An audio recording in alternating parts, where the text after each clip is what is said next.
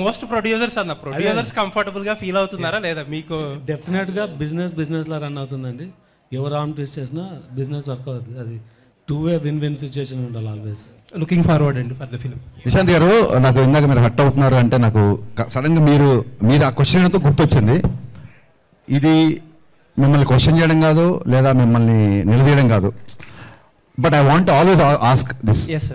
ఏమైందంటే సుమ గారు ఒకసారి స్నాక్స్ గురించి ఒక కామెంట్ చేసినప్పుడు మీరు ఆడతారు కాదు క్వశ్చన్ వినండి.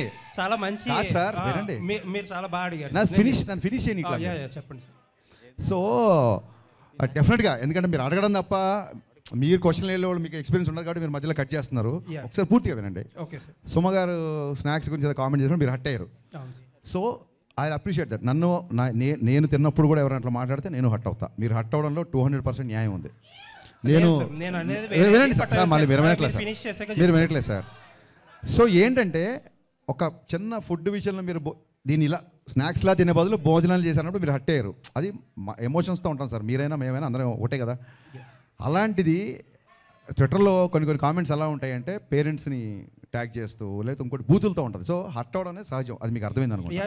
నెక్స్ట్ థింగ్, ఆ తర్వాత మీరు ఏం చేశారంటే ఆవిడతో మీరు, ఎందుకంటే నాకు ఓన్లీ మీ వీడియోనే చూశాను, మిగతా జర్నలిస్ట్ ఎవరు రియాక్ట్ అయ్యారు లేకపోతే వాళ్ళందరి తరఫున మీరు రియాక్ట్ అయ్యి ఉంటారు. 100% కరెక్ట్. ఆవిడతో సారీ ఏదో చెప్పించారు, ఇట్స్ ఓకే. అది ఆవిడ అలా డే టు డే ఈవెంట్స్ చేస్తుంటారు, రోజుకు 2-3 ఈవెంట్లు కూడా చేస్తుంటారు. పాపం ఆవిడ ఎక్కడో ఆడియన్స్ ఎంటర్టైన్ చేద్దాం అన్న దాంట్లో ఒక మాట దొరికి ఉంటారు, నేను కాదనట్లేదు. ఒక ఆడపిల్లతో సారీ చెప్పించారు, యాక్సెప్టెడ్. కానీ మీ సురేష్ కొండేటి, నాకు మొహమాటం లేదు, సురేష్ కొండేటి ఒక ఆడపిల్లని క్వశ్చన్ చేసినప్పుడు మీరు అతనితో కూడా సారీ చెప్పించాలి కదా. అకౌంటబిలిటీ లేదు. నిశాంత్ గారు అకౌంటబిలిటీ లేదండి. అకౌంటబిలిటీ మీకు కానీ ఇంకోళ్ళకి కానీ ఎవరికి అకౌంటబిలిటీ లేదు. ఒక ఆడపిల్లని అన్నప్పుడు ఒక ఆడపిల్ల అన్నప్పుడు సారీ చెప్పించారు, నో డౌట్. ఒక ఆడపిల్లని అన్నప్పుడు కూడా సారీ చెప్పించాలి కదా సురేష్ కొండేటితో మీరు. అవునండి, నేను చెప్తాను. ఒకటి 2 things ఐఎమ్ డన్ అండి. నేను మధ్యలో కట్ చేయను, మీరు చెప్పండి. నేను 2 things అని చెప్పేది. ఫస్ట్ ఆఫ్ ఆల్, సుమగారు ఆ వేళ నన్ను అనలేదు, ఎందుకంటే I came very late to the event and ఆ రోజు నేను ఫాస్టింగ్లో ఉన్నా. But that secondary.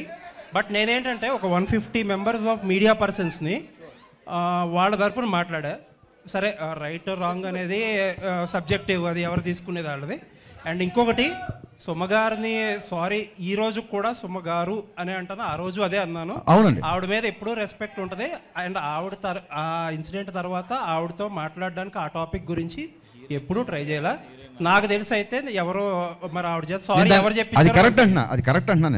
ఇంకొకటి ఏంటంటే, మీరు ఇంకొకటి ఏదో ఒక జర్నలిస్ట్ గురించి నేను పేరు చెప్పడం మొహమాటం లేదండి, నేను చెప్తాను. సురేష్ కొండేటి చెప్తున్నారు, మీకు తెలుసో లేదో నాకు, నేను ఆయనకి చెప్పే, ఆయన సీనియర్ కాబట్టి నేను చెప్పకూడదు కానీ, బట్ ఐ థింక్ సో ఇప్పుడు ఆల్రెడీ అసోసియేషన్స్ ఉన్నాయి, దానికి తగ్గట్టు కొన్ని స్టెప్స్ అయితే తీసుకున్నారు కూడా. Thank you for your patience అండి. Thank you so much.